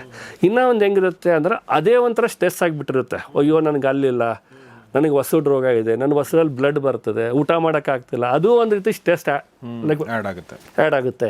ಹಿಂಗೆ ನಮ್ಮಲ್ಲಿ ಎಷ್ಟೋ ಪೇಷಂಟನ್ನು, ಶುಗರ್ ಇದ್ದ ಪೇಷಂಟನ್ನು ನಾವು ಟ್ರೀಟ್ಮೆಂಟ್ ಮಾಡಿ ಅಲ್ಲಿ ಕಟ್ಟಿ ಫಿಕ್ಸ್ ಮಾಡಿದ್ಮೇಲೆ they have come and told ಆರಾಮಾಗಿದ್ದೀವಿ ಅಂತ. ಓಕೆ. ಸರ್, ಈಗ ಅಂದರೆ ಈಗ ನಿಮ್ಮ ಒಳ್ಳೆಯದು, ನೀವು ಹೇಳಿದ ಒಳ್ಳೆಯ ವಿಚಾರ. ಬಟ್ ಈಗ ನಾರ್ಮಲ್ಲಾಗಿ ಇದಾರೆ ಅಂದ್ಕೊಳ್ಳಿ, ಡಯಾಬಿಟಿಸ್ ಇದೆ, ಬಟ್ ಅವರು ಹಲ್ಲಿನ ಆರೋಗ್ಯವನ್ನು ಸ್ಪೆಷಲ್ ಏನಾದರೂ ಏನಾದರೂ ಟ್ರೀಟ್ಮೆಂಟ್ ತೊಗೋಬೇಕಾ ಅಥವಾ ಅವ್ರು ಕೇರ್ ಮಾಡಬೇಕಾ? ಶುಗರ್ ಇದ್ದವ್ರಿಗೆ ವಸಡು ರೋಗ ಬೇಗ ಬರುತ್ತೆ, ಗಮ್ ಡಿಸೀಸ್ ಅಂತ ಕರಿತೀವಿ. ನೀವು ಬಾಯನ್ನು ಕ್ಲೀನಾಗಿ ಮೇಂಟೈನ್ ಮಾಡಿದ್ರೆ ಆ ಪ್ರಾಬ್ಲಮ್ಸನ್ನು ಅವಾಯ್ಡ್ ಮಾಡ್ಬೋದು. ನಾರ್ಮಲ್ ಪೇಷಂಟಿಗೆ ವಸಡು ರೋಗ ಬಂದರೆ ಸ್ವಲ್ಪ ನಿಮಗೆ ಸ್ಲೋ ಆಗಿ ಡ್ಯಾಮೇಜ್ ಆಗುತ್ತೆ. ಅದೇ ಶುಗರ್ ಇದ್ದರೆ ಅದು ಫಾಸ್ಟಾಗಿ ಆಗುತ್ತೆ. ಸೊ ಅದಕ್ಕೆ ನೀವು ಬಾಯಿ ಆರೋಗ್ಯ ಎಷ್ಟು ಚೆನ್ನಾಗಿ ಇಟ್ಕೊತೀರ ಅಷ್ಟು ನಿಮಗೆ ಒಳ್ಳೆಯದು. ಈಗ ನಾನು ನಾರ್ಮಲ್ ವಸಡು ರೋಗದ ಬಗ್ಗೆ ಮಾತಾಡ್ತೀನಿ ಸರ್. ವಸಡು ರೋಗ ಅನ್ನೋದಕ್ಕಿಂತ ವಸಡಿನಲ್ಲಿ ರಕ್ತಸ್ರಾವ ಆಗೋದು, ಕೆಲವೊಂದು ಸಲ ವಸಡುಗಳು ರೆಡ್ ಆಗ್ತವೆ. ಆಮೇಲೆ ವಸಡು ಕೆಲವೊಂದು ಸಲ ಏನಾಗುತ್ತೆ, ನನಗೂ ಆಗಿತ್ತು, ನಮ್ಮ ಒಂದು ಬ್ರಷಿಂಗ್ ಪ್ಯಾಟರ್ನ್ ರಾಂಗ್ ಪ್ಯಾಟರ್ನಿಂದ ವಸಡುಗಳು ಮೇಲೆ ಹೋಗ್ತವೆ, ಕೆಳಗೆ ಹೋಗುತ್ತೆ, ಮೇಲೆ ಹೋಗುತ್ತೆ. ನನಗೆ ಸುಮಾರು ದಿನ ಆದಮೇಲೆ ನಂಗೆ ಅರ್ಥ ಆಯಿತು, ನನ್ನ ಪ್ಯಾಟರ್ನ್ ತಪ್ಪಿದೆ ಅಂಥೇಳಿ. ನಾನು ಆಮೇಲೆ ನಮಗೊಂದು ಮೂಢನಂಬಿಕೆ ಕೂಡ ಇತ್ತು ಚಿಕ್ಕವರಿದ್ದಾಗ, ನೀವು ಕ್ಲೀನ್ ಇರಬೇಕು ಅಂಥೇಳಿ ನಾವು ಶಾಣೆ ಥರ ನಾವು ಫಾಸ್ಟ್ ಬ್ರಷ್ ಮಾಡೋದು, ಅದರಿಂದ ನಮ್ಮ ಎನಾಮಲ್ ಹಾಳಾಗೋದು, ನಮ್ಮ ವಸಡುಗಳು ಹಾಳಾಗೋದು, ಅದೆಲ್ಲ ನಮ್ಮ ಹಳೆ ವಿಚಾರ. ಬಟ್ ಹೊಸ ವಿಚಾರ ಏನಂದರೆ, ಹೊಸ ಪ್ರಶ್ನೆ ಏನಂತಂದರೆ ವಸಡು ಯಾಕೆ ಡ್ಯಾಮೇಜ್ ಆಗುತ್ತೆ, ಯಾಕೆ ರಕ್ತಸ್ರಾವ ಆಗುತ್ತೆ? So the most neglected part, ಜನ ನಿರ್ಲಕ್ಷ್ಯದ ಥರ ಏನು ಮಾಡ್ತಾರೆ ಅಂದರೆ ಹಲ್ಲುಗಳ ಬಗ್ಗೆ ಅವ್ರಿಗೆ ಸ್ವಲ್ಪ ಅರಿವಿರ್ತದೆ, ಬಟ್ ಅಲ್ಲಿನ ಜೊತೆ ಸುತ್ತ ವಸಡು ಇರ್ತದಲ್ಲ, it is like A foundation, ಅದನ್ನು ಮರ್ತು ಬಿಡ್ತಾರೆ. ಫೌಂಡೇಶನ್ ಗಟ್ಟಿ ಇರಲ್ಲ ಅಂದರೆ ಅಲ್ಲಿ ಸರಿ ಇರಲ್ಲ ಅಂತ ಎಷ್ಟೋ ಜನ ಅದ್ರ ಬಗ್ಗೆ ಗೊತ್ತಿರಲ್ಲ. ಸೊ ನೀವು ವಸಡು ಚೆನ್ನಾಗಿರಬೇಕು ಅಂದರೆ ಪ್ರಾಪರಾಗಿ ನೀವು ಓರಲ್ ಹೈಜೀನ್ ಮೇಂಟೈನ್ ಮಾಡಬೇಕು, ಕ್ಲೀನ್ ಇಟ್ಕೋಬೇಕು. ಅದು ಮಾಡ್ಕೊಳ್ಳಿಲ್ಲ ಅಂದರೆ ಅಲ್ಲಿ ಗ್ರ್ಯಾಜುವಲಿ ಪ್ಲಾಕ್ ಅಂತ ಕುತ್ಕೊತದೆ. ಅದು ಪ್ಲಾಕ್ ಅಂತ ನೀವು ಬ್ರಷ್ ಮಾಡಿದಾಗ ಹೋಗುತ್ತೆ, ಬ್ರಷ್ ಮಾಡಿ ಸ್ವಲ್ಪ ಹೊತ್ತಿಗೆ ಆಲ್ರೆಡಿ ಮತ್ತೆ ಬ್ಯಾಕ್ಟೀರಿಯಾ ಎಲ್ಲ ಸೇರ್ಕೊಂಡು, plaque is nothing but bacteria, food deposits ಎಲ್ಲ ಸೇರ್ಕೊಂಡು ಸ್ಟಿಕ್ಕಿ ಲೇಯರ್ ಆಗುತ್ತೆ. ಅದು ಅಲ್ಲಿನ ಮೇಲೆ ಕುತ್ಕೊಂಡು ಅದರಿಂದನೇ ನಮಗೆ ಡಿಕೆ ಆಗೋದು, ಕ್ಯಾವಿಟಿ ಆಗೋದು ಅದರಿಂದನೇ, ವಸಡು ರೋಗ ಬರೋದು ಅದರಿಂದನೇ. ಅದನ್ನು ನೀವು ಕರೆಕ್ಟಾಗಿ ಮೇಂಟೈನ್ ಮಾಡಲಿಲ್ಲ ಅಂದರೆ ಅದು ಸ್ಲೋ ಆಗಿ ಒಳಗಡೆ ಡೀಪಾಗಿ ಡ್ಯಾಮೇಜ್ ಆಗ್ತಾ ಹೋಗುತ್ತೆ. ಆಮೇಲೆ ನಮ್ಮದು ವಸಡಿನ ಮೂಳೆ ಇರ್ತೈತಲ್ಲ, ಅದು ಮೂಳೆ ಹೆಂಗೆ ಡ್ಯಾಮೇಜ್ ಆಗುತ್ತಲ್ಲ, ಅದು ಮತ್ತೆ ವಾಪಸ್ ರೀಕ್ರಿಯೇಟ್ ಆಗಲ್ಲ, ಅದು ಮತ್ತೆ ಬೆಳೆಯಲ್ಲ. ಒಂದ್ಸಲಿ ಮೂಳೆ ಹೋಗ್ಬಿಟ್ರೆ ಅದರಿಂದನೇ ವಸಡು ಕೆಳಗೆ ಬರೋದು, ಅದರಿಂದನೇ ವಸಡು ಊತ ಬರೋದು, ಅದರಿಂದನೇ ರೆಡ್ನೆಸ್ ಆಗೋದು, ಅದರಿಂದನೇ ಬ್ಲೀಡಿಂಗ್ ಆಗೋದು, ರಕ್ತಸ್ರಾವ ಆಗೋದು ಅದರಿಂದನೇ. ನೀವು ಅದನ್ನು ನೀಟಾಗಿ ಮೇಂಟೈನ್ ಮಾಡಲಿಲ್ಲ ಅಂದರೆ, ಮೇಂಟೈನ್ ಮಾಡಬೇಕು. ಆಮೇಲೆ ನೀವು ಎಷ್ಟೇ ಚೆನ್ನಾಗಿ ಬ್ರಷ್ ಮಾಡ್ತೀನಿ ಅಂದ್ರೂ ಪ್ರತಿ 6 ತಿಂಗಳು ಒಂದ್ಸಲಿ ಡೆಂಟಿಸ್ಟ್ ಹತ್ರ ಹೋಗಲೇಬೇಕು. ಒಂದು. ಸೆಕೆಂಡ್, ಪ್ರತಿ ವರ್ಷಕ್ಕೆ ಒಂದ್ಸಲಿ ಸ್ಕೇಲಿಂಗ್ ಅಂತ ಕರಿತೀವಿ, ಅಲ್ಲಿ ಕ್ಲೀನ್ ಮಾಡಿಸ್ಬೇಕು. ಅಲ್ಟ್ರಾಸಾನಿಕ್ ಮಷೀನಲ್ಲಿ ಕ್ಲೀನ್ ಮಾಡ್ತೀವಿ. ಯಾಕೆ ನೀವು ಎಷ್ಟೇ ಚೆನ್ನಾಗಿ ಬ್ರಷ್ ಮಾಡ್ತೀನಿ ಅಂದ್ರೆ ಅಲ್ಲಿನ ಸಂಧಿಗಳಲ್ಲಿ ಒಳಭಾಗದಲ್ಲಿ ಆ ಬ್ರಷ್ ರೀಚ್ ಆಗಲ್ಲ, ಅಲ್ಲಿ ಡೆಪಾಸಿಟ್ ಸೇರಿಕೊಂಡು ಅದು ನಿಮಗೆ ಡ್ಯಾಮೇಜ್ ಮಾಡ್ತಾ ಹೋಗುತ್ತೆ. ಸೊ ಅದನ್ನು ನೀವು ಅವಾಯ್ಡ್ ಮಾಡಲೇಬೇಕು ಅಂದರೆ ಪ್ರತಿ 6 ತಿಂಗಳು ಒಂದ್ಸಲಿ ಚೆಕಪ್ಪು, ವರ್ಷಕ್ಕೆ ಒಂದ್ಸಲಿ ಕಂಪಲ್ಸರಿ ಕ್ಲೀನಿಂಗ್ ಮಾಡ್ತಾ ಇರಬೇಕು. ಎಸ್, ಈಗ ನೋಡಿ ಭಾಳ ಇಂಪಾರ್ಟೆಂಟ್ ಪ್ರಶ್ನೆಗೆ ಬಂದು ನಾನು ಈ ಎಪಿಸೋಡ್ ಮುಗಿಸ್ತಾ ಇದ್ದೀನಿ. ಅದೇನೆಂದರೆ ಅದಕ್ಕಿಂತ ಮುಂಚೆ ಡಾಕ್ಟರ್ ಹೇಳಿರೋದು ಏನು ಹೇಳಿದ್ರಲ್ವಾ, ಅಂದರೆ 6 ತಿಂಗಳಿಗೆ ಒಂದ್ಸಲ ಮಾಡಿಸುವಂಥದ್ದು, ಕ್ಲೀನ್ ಮಾಡಿಸುವಂಥದ್ದು, ಚೆಕಪ್ ಮಾಡಿಸುವಂಥದ್ದು, ಅದನ್ನು ದಯವಿಟ್ಟು ಮಾಡಿ. ಆಮೇಲೆ KDC ಹೋಗಬೇಕು ಅಂತಂದರೆ ಅವರ ಒಂದು ಕಾಂಟ್ಯಾಕ್ಟ್ ಡೀಟೇಲ್ಸು, ಅವರ ಒಂದು ಫೋನ್ ನಂಬರು, ಅಡ್ರೆಸ್ಸು, ಅವ್ರ ವೆಬ್ಸೈಟ್ ಅಡ್ರೆಸ್ಸು ಎಲ್ಲವನ್ನೂ ಕೂಡ ನಾನು ಡಿಸ್ಕ್ರಿಪ್ಷನಲ್ಲಿ ಹಾಕಿರ್ತೀನಿ. ನಮ್ಮ ಸ್ಕ್ರೀನ್ ಮೇಲೆ ಕೂಡ ಕಾಣಿಸ್ತಾ ಇರುತ್ತೆ. ನಿಮಗೆ ಒಂದು ಅಪಾಯಿಂಟ್ಮೆಂಟ್ ತೆಗೆದುಕೊಂಡು ಹೋಗಿ. ಎರಡನೇದು, KDCನಲ್ಲಿ ಇನ್ನೊಂದು ಇರುವಂಥ ಒಂದು ಅನುಕೂಲ ಏನು ಅಂದರೆ, ನೀವು ಬೇರೆ ಊರಿಂದ ಬರ್ತೀರಂತ ಅಂದ್ಕೊಳ್ಳಿ. ಫಾರ್ ಎಕ್ಸಾಂಪಲ್, ನೀವು ಗುಲ್ಬರ್ಗನೋ, ಹುಬ್ಬಳ್ಳಿನೋ, ಇಲ್ಲ ಚಾಮರಾಜಪೇಟೆಯಿಂದ ಬರ್ತೀರಂತಂದರೆ, ಚಾಮರಾಜನಗರದಿಂದ ಬರ್ತೀರಂತಂದರೆ ನಿಮಗೆ ಉಳ್ಕೊಳ್ಳೋಕೆ ಕೂಡ ವ್ಯವಸ್ಥೆ ಮಾಡ್ತಾರೆ ಅವರು. ಓಕೆ, ಸೊ ಹೀಗಾಗಿ ಆದರೆ ನಿಮ್ಗೇನಾದರೂ ಉಳ್ಕೊಳ್ಳೋ ಪ್ರಸಂಗ ಬರಂದೆ, ನೀವು ಬೆಳಗ್ಗೆ ಬಂದು ಮಧ್ಯಾಹ್ನ ತನಕ ಟ್ರೀಟ್ಮೆಂಟ್ ಆದರೂ ಹೋಗ್ಬೋದು. ಅಕಸ್ಮಾತ್ ಹೋಗೋಕ್ಕಾಗಲ್ಲ, ಇನ್ನೊಂದು ಟ್ರೀಟ್ಮೆಂಟ್ ಕಂಟಿನ್ಯೂ ಮಾಡಬೇಕು, ಅಥವಾ ನಿಮಗೆ ಸಮಸ್ಯೆ ಇದೆ ಉಳ್ಕೊಳ್ಳೋಕ್ಕೆ ಅಂದರೆ ನೀವು ಅಲ್ಲಿ ಉಳ್ಕೊಂಡು ಮರುದಿನ ಟ್ರೀಟ್ಮೆಂಟ್ ಮುಗಿಸ್ಕೊಂಡು ಹೋಗ್ಬೋದು. ನಾನು ಅದು ನೋಡಿರೋದ್ರಿಂದ ಆ ವಿಚಾರ ನೆನಪು ಬಂತು ನನಗೆ, ಹೀಗಾಗಿ ಅದನ್ನು ಹೇಳ್ತಾ ಇರೋದು. ಸರ್, ಕೊನೆ ಪ್ರಶ್ನೆ ಈ ಒಂದು ಎಪಿಸೋಡ್ನಲ್ಲಿ ತುಂಬ ಜನರಿಗೆ ಇರುವಂಥ ಸಮಸ್ಯೆ, ಇದನ್ನು ತುಂಬ ಜನ ಕೇಳೋದು ಇಲ್ಲ, ಯಾಕೆಂದರೆ ಇದು ಭಾಳ ಮುಜುಗರದ ಪ್ರಶ್ನೆ. ಅದೇನೆಂದರೆ ಬಾಯಿಯ ದುರ್ವಾಸನೆ.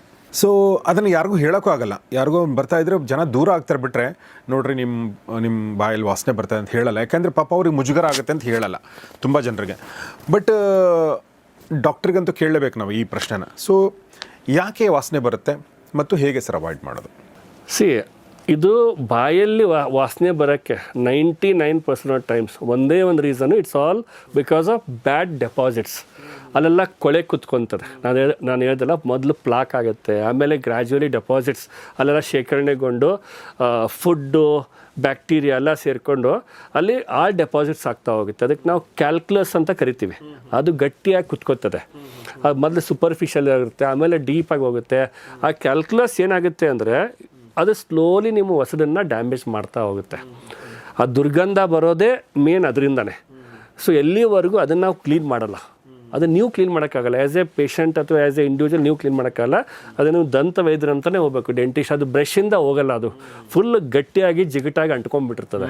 ಅದನ್ನು ನಾವು ಕ್ಲೀನ್ ಮಾಡಿಸ್ಬೇಕಂದ್ರೆ ಡೆಂಟಿಸ್ಟ್ ಹತ್ರ ಹೋಗಲೇಬೇಕು. ಲೈಕ್ ಅಲ್ಲಿ ಏನು ಮಾಡ್ತೀವಿ ನಾವು, ಅಲ್ಟ್ರಾಸಾನಿಕ್ ಕ್ಲೀನಿಂಗ್ ಮಷೀನಲ್ಲಿ ಅದೆಲ್ಲ ಕ್ಲೀನ್ ಮಾಡಿ ತೆಗಿತೀವಿ.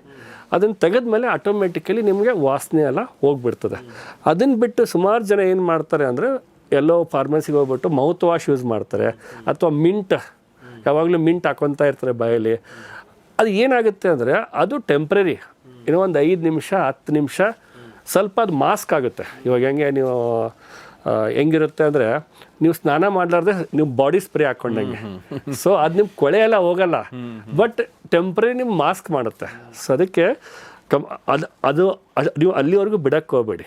ನೀವು ಅದರ ಕ್ಯಾಲ್ಕುಲಸ್ ಆಗಿ ಆ ಮಟ್ಟದವರೆಗೂ ಓದೋಕ್ಕಿಂತ ನೀವು ಚಿಕ್ಕ ವಯಸ್ಸಿಂದನೇ ಸ್ಟಾರ್ಟಿಂಗಿಂದನೇ ಕಂಪಲ್ಸರಿ ನೀವು ಬ್ರಷಿಂಗ್ ಮಾಡ್ತಾ ಇರಬೇಕು. ಪ್ರತಿ 6 ತಿಂಗಳು ಒಂದ್ಸಲಿ ಅಥವಾ ವರ್ಷಕ್ಕೆ ಒಂದ್ಸಲಿ ಡೆಂಟಿಸ್ಟ್ ಹತ್ರ ಹೋಗ್ತಾ ಇದ್ದರೆ ಈ ಸಮಸ್ಯೆಗಳು ಬರಲ್ಲ. ಸೊ ನಿಮ್ಮ ಒಂದು KDC ಇಂದ ಚಾರಿಟಬಲ್ ಟ್ರಸ್ಟಲ್ಲಿ ಕೂಡ ನೀವು ಒಂದಷ್ಟು ಹಾಸ್ಪಿಟಲ್ ನಡೆಸಿ, ಅದ್ರ ಬಗ್ಗೆ ಏನಾದರೂ ಹೇಳಕ್ಕೆ ಇಷ್ಟಪಡ್ತೀರಾ? ಯಾಕೆ ಅದನ್ನು ಮಾಡ್ತಾ ಇದ್ದೀರಾ ಅಂತೇಳಿ? ಸರ್ ಏನಿದೆ ಅಂದರೆ dental treatments are expensive. Dental treatments ಸ್ವಲ್ಪ ತುಂಬ ದುಬಾರಿ, ಎಲ್ಲೇ ಹೋದ್ರೂ ಅದು ದುಬಾರಿನೇ. ಅದಕ್ಕೆ ತುಂಬ ಕಾರಣ ಇದೆ. ಯಾಕಂದರೆ ಡೆಂಟಲ್ ಎಜುಕೇಷನ್ನೇ ಕಾಸ್ಟ್ಲಿ, ಅದ್ರ ಜೊತೆ ನಾವು ಸೆಟಪ್ ಮಾಡಬೇಕು, ಇನ್ವೆಸ್ಟ್ಮೆಂಟು ಅದು ಕಾಸ್ಟ್ಲಿ. ಅದರ ಜೊತೆಗೆ ನಾವು ಉಪಯೋಗ ಮಾಡುವಂಥ ಮಟೀರಿಯಲ್ಸ್ ಇರುತ್ತಲ್ಲ, ಅವೆಲ್ಲ ಹೆಂಗಿರುತ್ತೆ ಅಂದರೆ ಇಷ್ಟಿಷ್ಟೇ ಚಿಕ್ಕ ಬಾಟ್ಲಿ ಇರುತ್ತೆ, ಅದಕ್ಕೆ 3,000-4,000 ಸಿಮೆಂಟು, ಆ ಥರದ್ದೆಲ್ಲ ನಾವು ಮಟೀರಿಯಲ್ಸ್ ಯೂಸ್ ಮಾಡ್ತೀವಿ. ಸೊ ಇವೆಲ್ಲ ಎಕ್ಸ್ಪೆನ್ಸ್ ಆಗೋದ್ರಿಂದ ನಾವು ಆ ಎಕ್ಸ್ಪೆನ್ಸನ್ನು ಆಟೋಮೆಟಿಕ್ಲಿ ನಾವು ಪೇಷಂಟ್ಸಿಗೆ ಪಾಸ್ ಆನ್ ಮಾಡಬೇಕು. ಸೊ ಹಿಂಗಾಗಿ ಡೆಂಟಲ್ ಟ್ರೀಟ್ಮೆಂಟ್ಸ್ ಆರ್ ಕಾಸ್ಟ್ಲಿ, ಎಲ್ಲಿ ಹೋದ್ರೂ ಕಾಸ್ಟ್ಲಿನೇ. ಹಂಗೆ ನೋಡಿದ್ರೆ ನಮ್ಮ ಇಂಡಿಯಾದಲ್ಲಿ ಭಾಳ ಚೀಪು. ನೀವು ಅಕಸ್ಮಾತ್ ಫಾರಿನ್ ಕಂಟ್ರಿಗಳಲ್ಲಿ ಹೋಗಿ ಕೇಳಿದ್ರೆ ಅಥವಾ ಅಲ್ಲಿ ಜನ ಬರ್ತಾ ಇರ್ತಾರಲ್ಲ, ಅವ್ರು ಕೇಳಿ ಇಲ್ಲೇ ಕಾಸ್ಟ್ಲಿ ಅಂತೀವಿ, ಇದಕ್ಕಿಂತ 10 ಟೈಮ್ಸ್ ಇಲ್ಲಿ ₹1,000 ಕೆಲಸ ಅಲ್ಲಿ 10,000 15,000 ಖರ್ಚು ಮಾಡಬೇಕು. ಸೊ ಹಿಂಗಾಗಿ ನಾವು ಏನು ಮಾಡ್ತೀವಿ ಅಂದರೆ ನಮ್ಮ ಆಸ್ಪತ್ರೆ ಇಟ್ಸ್ ನಾಟ್ ದ್ಯಾಟ್ ಒಂದು ಚಾರಿಟೇಬಲ್ ನಡೆಸ್ತಾ ಇದ್ದೀವಿ. ಚಾರಿಟೇಬಲ್ ಆಸ್ಪತ್ರೆ ಹೆಂಗಿದಾವೆ ಅಂದರೆ ಅಲ್ಲಿ ಅಂತೂ ನಾವು ಭಾಳ ಕಡಿಮೆ charge, very nominal charges. Some ಟ್ರೀಟ್ಮೆಂಟ್ಸನ್ನು ನಾವು ಆಲ್ಮೋಸ್ಟ್ ಫ್ರೀಯಾಗಿ ಮಾಡ್ತೀವಿ. ಎಲ್ಲ ಅಲ್ಲಿ ತೆಗೋದು ಕೆಲವೊಂದ್ಸಲಿ ಫ್ರೀಯಾಗಿ ಮಾಡ್ತೀವಿ, ಕೆಲವೊಂದ್ಸಲಿ ಕ್ಯಾಂಪ್ಗಳಲ್ಲಿ ಸೆಟ್ಗಳನ್ನ ಫ್ರೀಯಾಗಿ ಕೊಡ್ತೀವಿ, ಅದು ಮಾಡ್ತಾ ಇರ್ತೀವಿ. ರಿಮೈನಿಂಗ್ ಟ್ರೀಟ್ಮೆಂಟ್ ಎಲ್ಲ ನಾವು ಆದಷ್ಟು ನಾಮಿನಲ್ ಚಾರ್ಜಸ್ ಅಂದರೆ ಮಿನಿಮಲ್ ಚಾರ್ಜಸಲ್ಲಿ ಮಾಡ್ತಾ ಇರ್ತೀವಿ. ಇದು ನಮ್ಮ ಚಾರಿಟೇಬಲಲ್ಲಿ ಮಾಡ್ತೀವಿ. ಅದ್ರ ಜೊತೆಗೆ ನಮ್ಮ ಇರುವಂಥ ರೆಗ್ಯುಲರ್ ಆಸ್ಪತ್ರೆಯಲ್ಲಿ ಸಹ ಎಷ್ಟು ಸಾಧ್ಯ ಆಗುತ್ತೆ ಅಷ್ಟು ಯೋಗ್ಯ ಅಥವಾ ಮಿನಿಮಮ್ ಚಾರ್ಜಸಲ್ಲಿ ಮ್ಯಾಕ್ಸಿಮಮ್ ಜನರಿಗೆ ಸೊ ಡೆಂಟಲ್ ಟ್ರೀಟ್ಮೆಂಟ್ಸ್ ಎಷ್ಟು ಸಾಧ್ಯ ಆಗುತ್ತೆ ಪ್ರಯತ್ನ ಮಾಡ್ತಾಯಿದ್ದೀವಿ. ಎಸ್ ಡಾಕ್ಟ್ರೇ, ನಾನು ಈ ಎಪಿಸೋಡ್ನ ಮುಗಿಸೋದೇನೆ ಸುಮಾರು ಸುದೀರ್ಘ ಆಗೋಯ್ತಿದ್ದು. KDC ಈ ಒಂದು ಡೆಂಟಲ್ ಹಾಸ್ಪಿಟಲ್ನ, ಈ ಒಂದು ಡೆಂಟಲ್ ಚೈನ್ನ MD ಆಗಿರುವಂಥ ಸ್ವತಃ ಇಂಪ್ಲಾಂಟಾಲಜಿಸ್ಟ್ ಆಗಿರುವಂಥ ಡಾಕ್ಟರ್ ನಿರಂಜನ್ ಪರಮಶೆಟ್ಟಿ ಅವರೊಂದಿಗೆ ನಾನು ಸಾಕಷ್ಟು ವಿಚಾರಗಳು ಮಾತಾಡಿದೆ. ದಯವಿಟ್ಟು ನಿಮ್ಮೆಲ್ಲ ಸ್ನೇಹಿತರೊಂದಿಗೆ ಇದನ್ನು ಶೇರ್ ಮಾಡಿ. ಯಾಕೆಂದರೆ ನಾನು ಹೇಳಿದ್ನಲ್ಲ ನಿಮಗೆ, ನಮಗೆ ಹಲ್ಲಿರೋ ತನಕ ನಮ್ಗೆ ಗೊತ್ತಿರಲ್ಲ ಅದ್ರ ವ್ಯಾಲ್ಯೂ. ಲೈಫಲ್ಲಿ ಎಂಜಾಯ್ ಮಾಡೋದ್ರಲ್ಲಿ ಎಲ್ಲಕ್ಕಿಂತ ಮುಖ್ಯವಾಗಿ ಮತ್ತು ಅತ್ಯಂತ ಸರಳವಾಗಿ ಮತ್ತು ಪ್ರತಿದಿನ ಮಾಡುವಂಥ ಎಂಜಾಯ್ಮೆಂಟ್ ಏನು ಹೇಳಿ ತಿನ್ನೋದು ಅಲ್ವಾ? ಅದು ತಿನ್ನೋಕ್ಕೆ ನಿಮ್ಗೆ ಆಗಲ್ಲ ಅಂದಮೇಲೆ how will enjoy life? So ಹೀಗಾಗಿ take care of your health ಅಂತ ಹೇಳ್ತಾ ನಾನು ಡಾಕ್ಟರ್ ನಿರಂಜನ್ ಪರಮಶೆಟ್ಟಿ ಅವರಿಗೆ ನಿಮ್ಮೆಲ್ಲರ ಪರವಾಗಿ ಧನ್ಯವಾದ ಹೇಳ್ತೀನಿ. ಸರ್, ತುಂಬ ಥ್ಯಾಂಕ್ಸ್ ನಮ್ಮ ಜೊತೆಗೆ ಇಷ್ಟೊತ್ತು ಮಾತಾಡಿದ್ರಿ. ಮತ್ತು ಡಾಕ್ಟರ್ ನಿರಂಜನ್ ಪರಮಶೆಟ್ಟಿ ಅವ್ರನ್ನ ಭೇಟಿ ಆಗಬೇಕು, ಅವರ ಕನ್ಸಲ್ಟೇಷನ್ ತೊಗೋಬೇಕು ಅಂದರೆ ನಾನು ಅವರ ಕ್ಲಿನಿಕ್ನ, ಅವರ ಹಾಸ್ಪಿಟಲ್ನ ಎಲ್ಲ ಕಾಂಟ್ಯಾಕ್ಟ್ ಡೀಟೇಲ್ನು ಕೂಡ ನಾನು ಸ್ಕ್ರೀನ್ ಮೇಲೆ ಮತ್ತು ಕಮ್ಯುನಿಟಿ ಪೇಜಲ್ಲಿ ಡಿಸ್ಕ್ರಿಪ್ಷನ್ ಹಾಕಿರ್ತೀನಿ. ಆಸಕ್ತರು ದಯವಿಟ್ಟು ಹೋಗಿ, ಆಸಕ್ತರಲ್ಲ ಅವಶ್ಯಕತೆ ಇದ್ದವರು. ಮತ್ತು ನಿಮ್ಮೆಲ್ಲ ಸ್ನೇಹಿತರೊಂದಿಗೆ ದಯವಿಟ್ಟು ಈ ಎಜುಕೇಷ್ನಲ್ ವಿಡಿಯೋನ ಶೇರ್ ಮಾಡಿ, ಸೋ ದಟ್ ಹಲ್ಲಿನ ಆರೋಗ್ಯವನ್ನು ಎಲ್ಲರೂ ಚೆನ್ನಾಗಿ ನೋಡ್ಕೊಳ್ಳಿ. ನೋಡ್ತಾರೆ ಗೌರಿಶಕ್ತಿ ಸ್ಟುಡಿಯೋ, ನೋಡ್ತಾರೆ ಫ್ಯಾಮಿಲಿ ಡಾಕ್ಟರ್ ಕಾರ್ಯಕ್ರಮ. ನಮಸ್ಕಾರ.